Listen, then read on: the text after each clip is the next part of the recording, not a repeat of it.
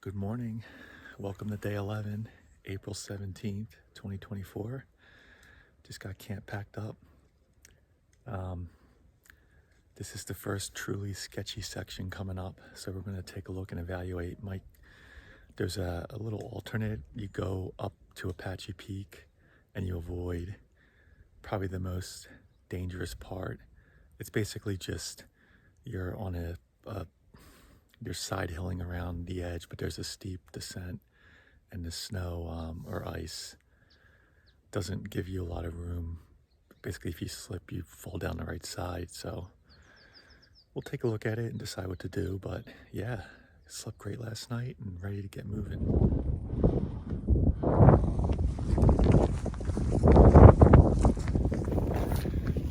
All right, getting a nice early start on the trail, 6:30. Heading towards Apache Peak.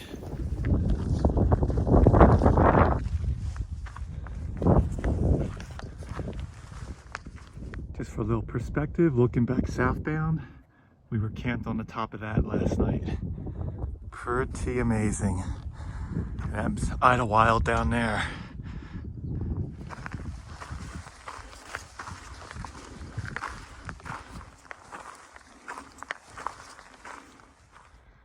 It's a nice looking spot, huh?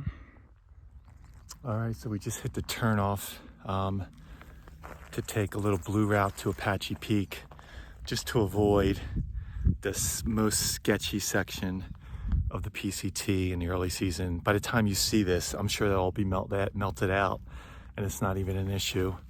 But today, 17th, there's still reports from the 15th that, it could still be a bit sketchy. I mean, if I didn't have 2 town days coming up, I would just go and see for myself and then decide, because I'm totally comfortable on most ice and snow conditions. However, I do not have my ice axe right now, so there's no reason not to be safe and to make good decisions. So I think I'm going to take Apache Peak. Apparently there's a summit register there I can sign. Very cool.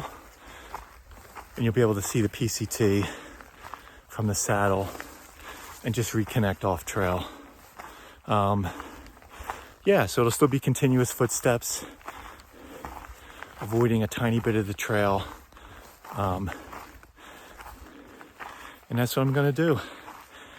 On a knee update, it's still a little stiff and sore on the down, and I'm gonna have a lot of down today, going down Devil's Slide Trail into town. So I do want to try and keep my knee in reasonably good shape. You can tell from the heavy breathing. Yeah, we're climbing. So we'll see up there. So right before I hit this cutoff for Apache Peak, there was a couple that I had seen yesterday a couple times that were camped right near the junction. And they had to go down a steep side trail to the Apache Spring.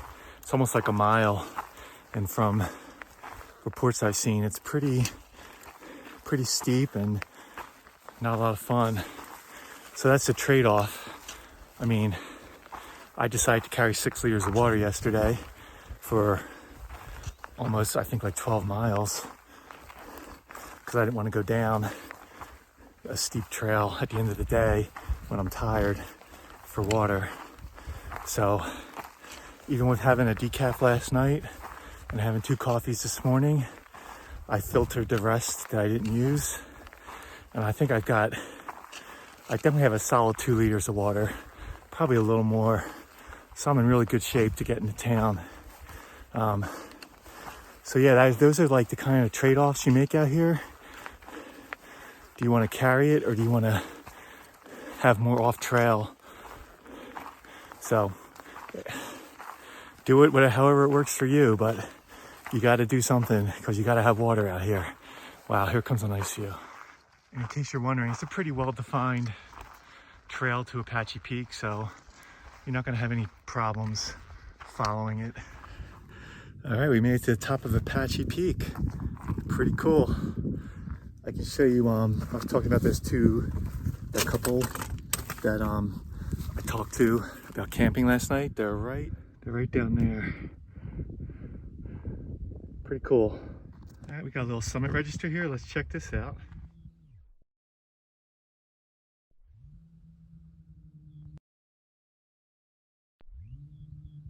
All right, anyone coming after me, if you decide to do the Apache Peak thing, basically from the peak, just kind of orient yourself north and start heading across the saddle, and you will quickly see, I'll turn this around in a second, you'll see the PCT, probably about 500 feet below. You can pick it up very shortly. There it is down there. So we're just gonna make a line for that. Probably just follow this saddle and then slowly start a descent. So there you have it. All right, we are back on the trail. You can see some people up there doing the same thing. Wasn't bad at all. Obviously, it's an easier bushwhack probably a week and a half ago when it's still covered with snow. But it's totally doable. The one thing I would recommend, which I did not do, is if you have long pants, you can zip on long pants. You will get a bit scratched up. There's just some places you can't avoid going through some brush. And I definitely will find a rock to sit and get all of the little pebbles and dirt out of my trail runners. Look at this view. Pretty amazing to the right and straight ahead. And we came from up there where that snow is. You can see a couple people to the right of it. So we just turned on our switchback. There's Apache Peak, and there's the gully, the snow gully right in the middle that some folks were taking. I kind of went more to the right a little bit in these snow fields. So that's the alternate, looking at it south from the north. It's not too bad, but again, by the time you see this video, I'm sure the actual trail will be melted out. All right, we've been mostly snow and ice free since we've come down from Apache Peak, but there's this little section right here. Looks a little icy. I think I'm gonna put on the micro spikes just because, why not? There's another section ahead, just out of an abundance of caution, because you got a bit of a drop. Throw the micro spikes back on. Is it annoying to put them on for 20 seconds and then take them off? Yeah, but it sure is safe.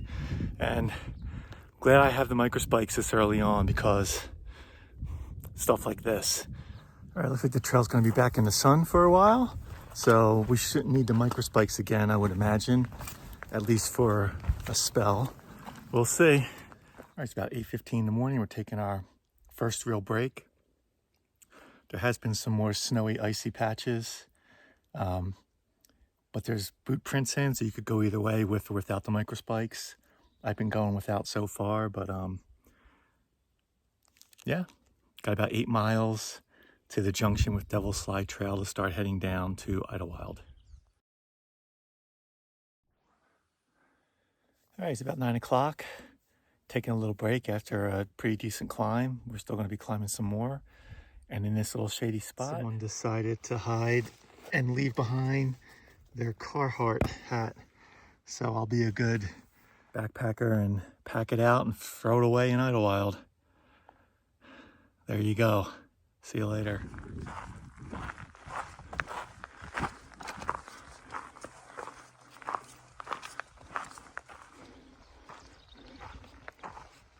All right, we're at mile 173.9. We got another longer patch of snow with a bit of a slope, so I put the micro spikes on. It looks like there's a good boot track.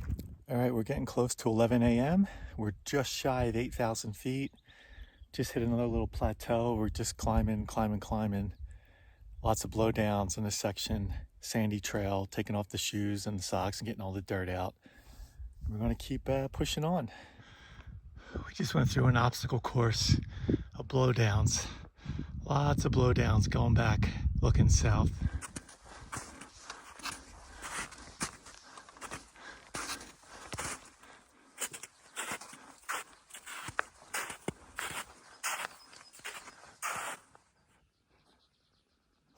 All right, we're at mile 176.4. We just did a very long snow traverse. If I had to guess, it was about a mile.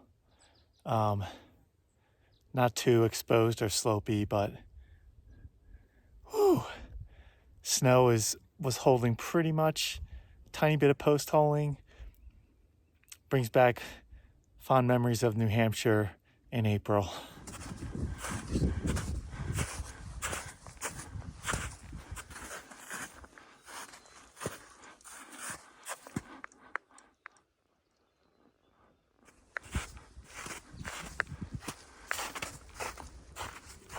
So much snow. We're about 2.5 miles to the trail junction for Devil's Slide, where we will get off of the Pacific Crest Trail and head down about 2.5 miles into the PCT friendly hiker town of Idyllwild, where I have a room for 2 nights at the Silver Pines Lodge. So looking forward to getting there. Glad I started early today. The Blowdowns really will slow you down, and just the snow traversing, I love it, but it does slow you down a bit. If I wasn't in such a rush to get to town, I know I probably would camp up here tonight in the snow. It's awesome. But next time. This is just a small preview what I think the Sierras are going to be like when we get there. So just a little preview. All right, I'm gonna have a little more water and keep on moving. All right, we're at about 8,500 feet. It's been slow going in the snow. We still have like 1.5 miles before we hit the junction with Devil's Slide Trail to start heading down into town. So probably going about 1 mile an hour. Really have slowed down, but that's just the way it's gonna go. And it wouldn't be a big deal if I wasn't going into town. So yeah, we're just gonna keep plugging along.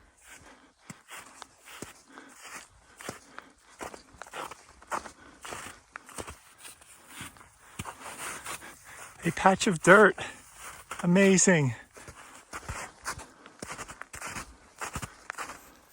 0.2 miles to the trail junction. Man, the snow has really been getting much softer. It's about 2:30 in the afternoon. So definitely want to do most of your snow traversing. Be done by like 2 when it's a bit firmer. The stuff in the shade was fine, but the stuff that was sitting in the sun for a couple hours was definitely very post-holy. So there's that. But nice easy boot track to follow. Just takes a lot longer. Really slows you down. But that's all part of being out here. If I didn't already have this room booked, I would have stayed up here tonight and just camped right. There were a couple tent sites that were surrounded by snow, but the actual site was clear of snow. So check in later.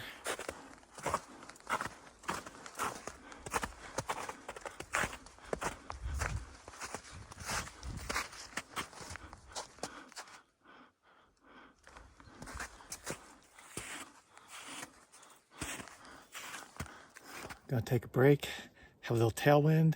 As a bonus, put some of the snow in there from right over here. Have a nice cold tailwind. Man, that snow makes all the difference. This tailwind is ice cold. It is so good. So there you go. There's the level of dirt and grime on my leg.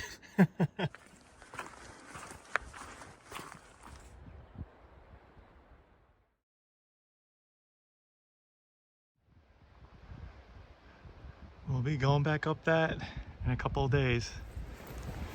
Well, we've gone from the desert to the snow and the ice. Now we're on a road walk. I don't have service on Google Maps, so I don't know exactly how much mileage this is to the place I'm staying. But just based on the street view and far out, taking this road was a more direct route than continuing further on the trail. So That's what I'm doing. This is turning into quite the long road walk. At least it's been mostly shady. I'll definitely try to arrange to get a ride back here from a trail angel. Probably have had about 5 cars pass. I'm not sticking out my thumb. I just figure they can see the hashtag or the hang tag. They know what's up, and maybe some kind soul will stop. Sarah and I have done that a bunch of times. It's fun, and they don't have to take me far. I just got to get to my room. But if no one stops, that's fine too. I'll just stretch out the legs on the pavement here. We're getting closer. We're about a half mile away now. This road walking is worse on the feet than anything else. Of course, the feet were soaking wet from all the snow. And I didn't really give them, they haven't dried out completely, so that doesn't help. But for another half mile, I'm just gonna let it ride. All right, just checked into my room. Got a little tiny bit of a road walk to get there. Very nice person at the checkout, and they had cold soda. My first Dr. Pepper of the Thru-Hike. I am so excited to crack this puppy open. But first, let's find our room. All right, so we just got situated in our room. Give you the grand tour later, but it's already like 5 o'clock. I guess a lot of the food places are already closed. So even before I get my shower, I'm just gonna go to this market. That's about 5 minutes away. So I can get some supplies in for the next couple days, and just crash for the rest of the night. All right, so we just left the village market. As you can see, we've got some chips. I got a tasty made-to-order cheesesteak. Got some salad. I can't wait for that. A nice organic spring mix. Gatorade for some electrolytes. I looked at their beer, but there's a brewery in town. I'll just go to the brewery tomorrow. I don't certainly need a 6-pack of beer. So yeah, looking forward to getting back to the room, putting the cold stuff away, getting a shower. Oh baby. So the other cool thing, the couple I met, what was it, 2 nights ago now? Forgive me, I'm terrible with names, but I'll put their names in here. Super nice. And they were going to be in Idyllwild Wednesday and Thursday as well. They're staying at the same place as I am, and it's basically 2 doors down from me. But they got out at Pacific Valley Cafe. Rustic Theater, pretty cool. Anyway, they got off at Pacific Valley Cafe and got a ride in Idyllwild, and they're skipping the section I just did, just for their comfort level. So yeah, that's cool. If you're not comfortable out there in the snow and the ice, it ain't worth it. So it was really, just as I was walking up to my room, she called out, "Is that you, Brian?" So it was really a cool little timing. Hopefully we can hang out a little bit tomorrow. I can buy them a beer. They were on their way back. They'd already just finished their laundry. So yeah, cool little walkable town. It was a bit of a haul from the trailhead to town, but once you're in town, it's not bad. So that's another thing I'll work on tomorrow, is getting a ride, hopefully back to the trailhead. And that's gonna be all uphill if I have to walk it. Yikes. All right, that's it for now. I think I'll give you a tour of the room probably tomorrow, maybe today. Stay tuned. Okay, so here's the entryway. I got a little swing all to myself, a couple chairs, table, airing out the trail runners. So let's take a look inside. All right, it's got a ceiling fan, which is key. There's no AC, but it cools down. You don't really need it. Very cool little room here. Excuse the, we've already been splayed out a little bit. I've already got some battery packs recharging. But yeah, plenty of room for one person. Remember these? The old school National Geographics. It's even got a microwave and a fridge, which is awesome. A little coffee maker. Little more space here. And then right into the bathroom. Shower, no tub. I certainly didn't need a tub. Toilet. So the trick for these rooms is to keep the windows open except for like right in the middle of the day and close them. So that's the tour of the room. See you later. Okay, so I knew I'd forget something. I remembered my contact lens solution, but I forgot a contact lens case. So I'm just gonna use my Smart Water bottle tops as a place to store the contacts overnight. Let's see how that works. All right, we had our first shower. Amazing. It was a little tricky. There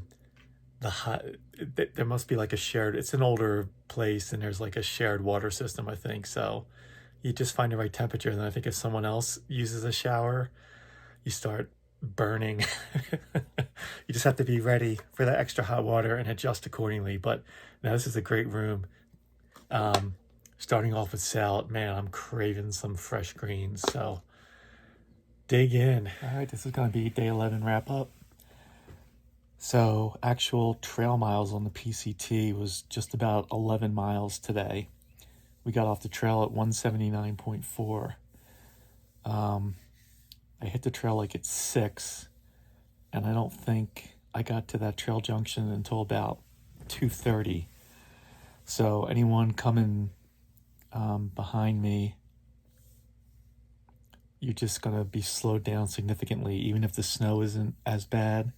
A couple weeks from now, those blowdowns are seriously going to slow down your pace. There's just no getting around it. So keep that in mind. You know, I was racing to get to Idyllwild, and I thought I would be, based on my prior 10 days of hiking, I thought I would be in town like 3 hours earlier. So other than that, yeah, now that I'm here, I've had salad, I've hydrated, I've got a cheesesteak to heat up.